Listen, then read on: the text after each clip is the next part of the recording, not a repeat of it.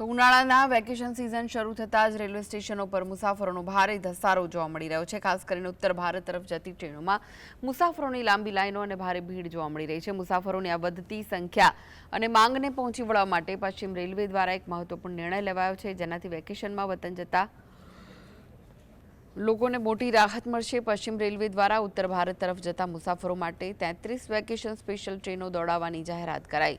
UP, Bihar અને પટના સહિતના route પર ભારે ધસારો હોવાથી વધારાની ટ્રેનો શરૂ કરાઈ, જેમાં હાલ મોટી સંખ્યામાં લોકો મુસાફરી કરી રહ્યા છે. મુસાફરોની ટ્રેનોમાં કન્ફર્મ સીટ મળી રહે અને મુસાફરી દરમિયાન કોઈ મુશ્કેલી ન પડે તે માટે રેલવે પ્રશાસન દ્વારા સ્ટેશનો પર વધારાની સુરક્ષા, પીવાના પાણી અને અન્ય પાયાની સુવિધાઓની ખાસ તકેદારી રાખવામાં આવી રહી છે.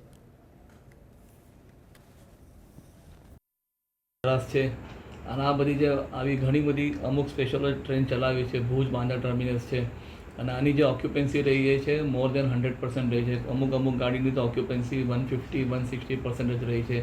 ઓક્યુપન્સી અમુકની 140% ઓક્યુપન્સી રહી છે આ ટ્રેનોમાં. એટલે જે પણ જે રૂટ પર વધારે રશ છે એ પ્રમાણે ધ્યાનમાં રાખીને પશ્ચિમ રેલવે સ્પેશિયલ ટ્રેન એમાં ઇન્ટ્રોડ્યુસ કરે છે ટાઈમ ટુ ટાઈમ.